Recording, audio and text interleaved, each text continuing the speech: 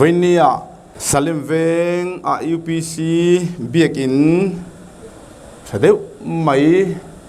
กันนั่นห้องเทตูร์ฮีอวานในทักและไม่เฮตียงอังหุ่นชามินเสียมสักตู้กันปะเทียนละลิสัวฟักินอมรอเซลัลเตปขัดนะบุงเรียตาโซโลโมนตรงใจนะเทมปุลลันโดนะโซโลโมนตรงใจนะฮีกันเชียรังเอ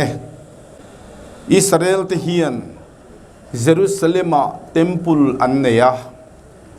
จุมีมุนเจ้าจูปะเทียนเบียกน้ำมุนอันเนียอันเนียวางินอันปะเทียนเบียกน้ำมุนเยรูซาเล็มอันไงเอ็มทีนะมาเซลลิส่วนสมัยไม่ชนะนะเหตุล่างเจ้าโลเฮียนปะเทียนเบียกคุณเทงโดนตาอติวินเนียสเลมเวงปอเบียกอินกันหันหงไทยโดนตาเฮอินฮีปะเทียนเบียกนัตุรมุนสักอันเนียวางอินชุนเลจานินลัลปันเฮอินฮีอามิดฟูกนามินพันสักเซละทินอามีมังังเลลุงไงเลลมเตปนเฮอินลำฮิปนาอันลิมนั่นเลนลมนั่นเตปะเทียนเฮดันเทนลัลปันอาลูชานเทนตุรตานาวินากันหุ่นมันซงซงเฮบีกินเตฮีลัลปันกันซาตานมัลมีสมสักเทวรสเซเลตูนาริบอนเจชานเรหดนะกันโลในโดนังอาทางเอวินาฮิยัน United Pentecostal Church of Northeast India Aizol is district chunga helai salim venga UPC ko than big in tharhi UPC biak in pakhat ni turin lalpa iso Krista ming ribon chep sading kalo honge amen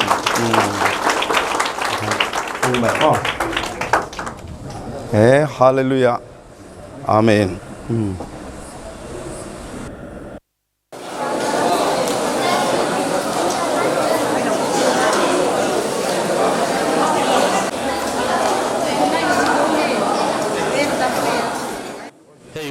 takatanga kan lo ha lel kan nu pa te na kan biak in sak thar hon na hun program te kan lo theng thei hi lom om ma hetiang anga hun tha min pe tu lali suam ming fakin nom ro se amen pathian le khabu kan lo chia range sam number som pakhat na lalpa chu biak in thiang hima oma athu thiang him kan chia telalpan kan zatan malmin som ro se amen pathian fakna hla han samasa ila ko san labuwa number za somli le pangana olal pai mal som na hlu kan eng kim chunga lang ti kha lim takin pathian fakle choi moina ni lo sa ila atha ange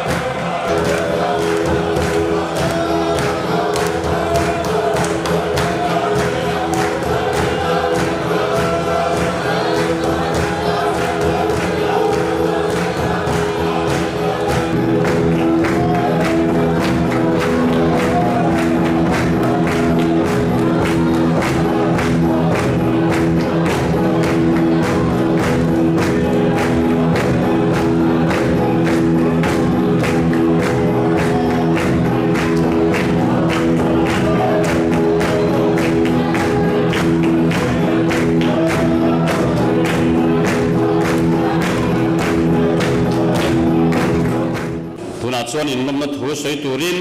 upa ar wanal om puya lali suam mingin kan lo so mange voina kan biakin hon na hun min man pui tu zong te amasain Salem Veng United Pentecostal Church Kaushanin lalpa Yeshua mingin si bai kan buk at siu lalpa pakinong te chuan voina biakin kay biak harapon Bilong itu lokal ke in nasultam kalin hebon metro pasui in chua kalau tak mewa UPC Salem Veng Kaushan kalau lone chua kalau pai chua bin in chua long tu kan soi mo molani kalau ti chuan he biak in hi pathian hena kan thei tok thewa lanin thei tok choin pathian ma lom thu soin kunin ni lo tong tra yang u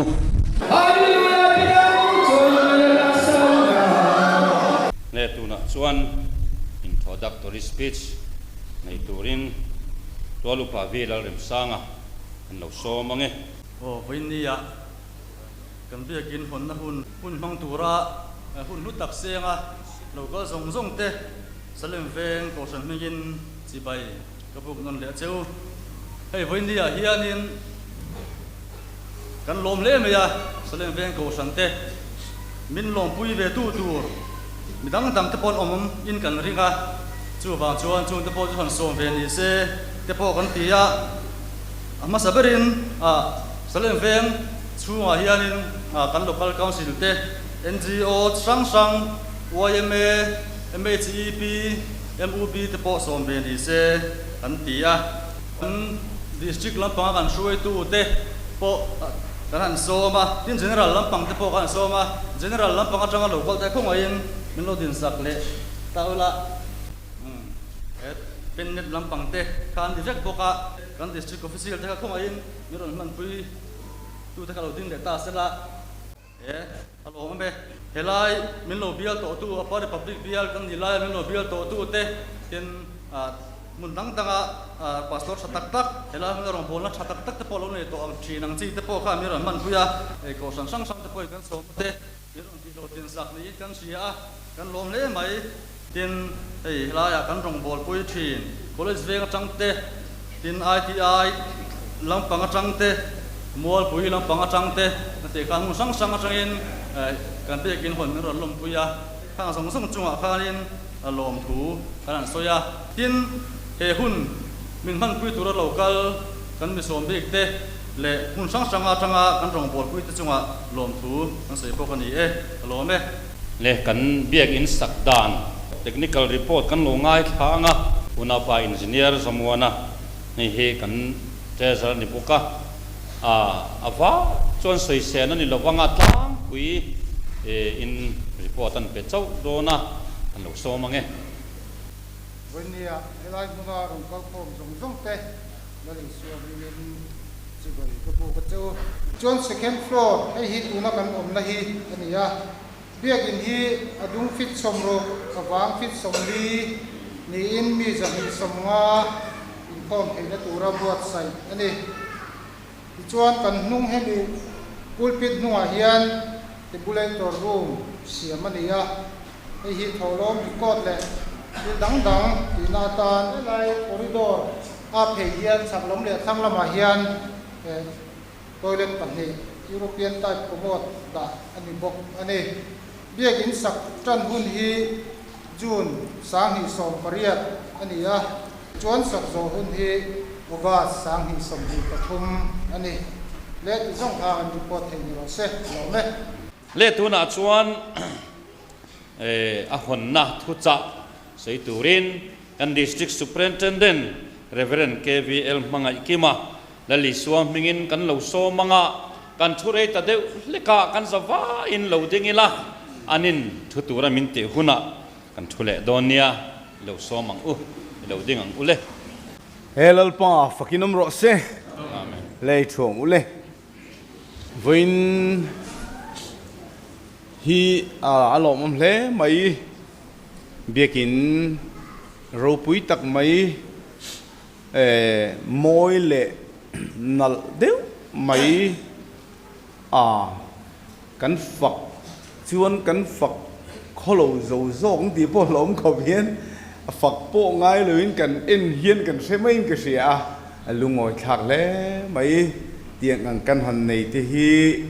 alom tak zet mai thok rim tu te chunga lom thu kan sei mol mola hi chuan hei vinia alom ka ti a local council lampang kan ho tu te NGO lampang hruai tu te mel te kanan muatin thenom khoveng tele ko than pol ke mani chung mi ni lo te po kanan botela tin he veng sang lama mi te po mel kan muwa kan general hruai tu te kan district hruai tu te department hruai tu te tin he infal district treasurer pastor til siama an lo tel poka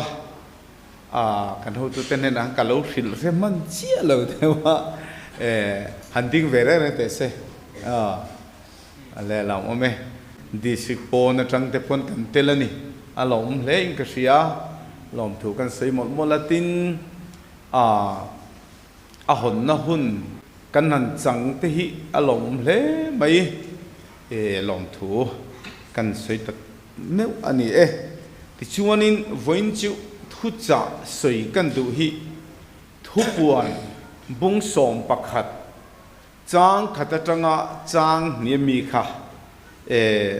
kan chiarang pathian thu lo ngai thang o ko san hi mithiang lima aron lor don wangin lor tlak an ni le ni lo kha amosa bung sari chang rieta amosa ngei mu atia enrem na atia enrem na mangin lalpan aron te tur ho aron lor tur kha atifel thap don sia chuwang chuan ko san hi a enrem na tu aron enrem tur aron te tur chu ni don wang khan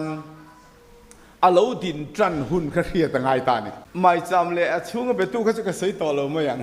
ka chang rei lu tuk do ni ka ria helai sunday I think kan la crusade dona a tu leng kan la sei nga a tho me so fang chuan kan bi kan a hin lal pa hi lo lal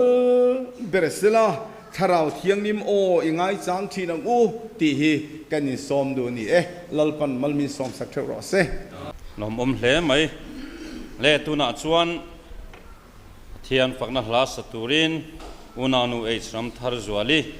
lo som le tonge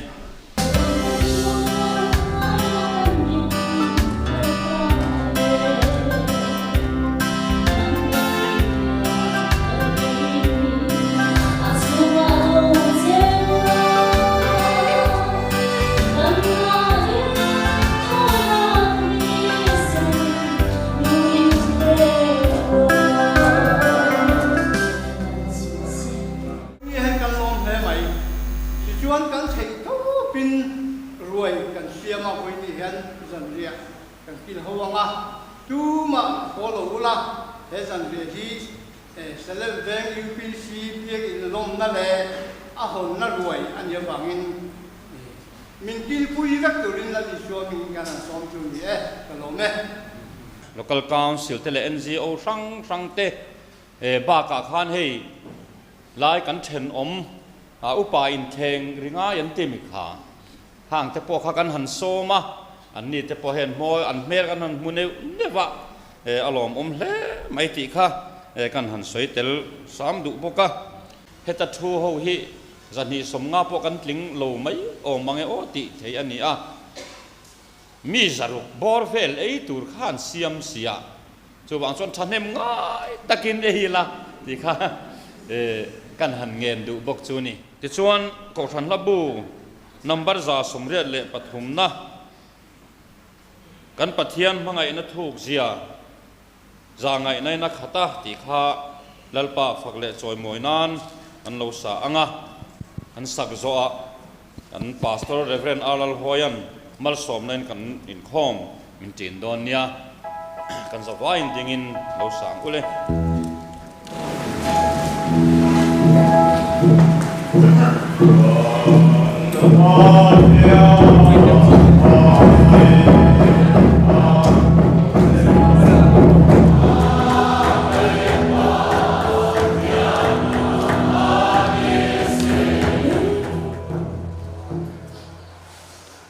Hallelujah. Lama, ini akhir kan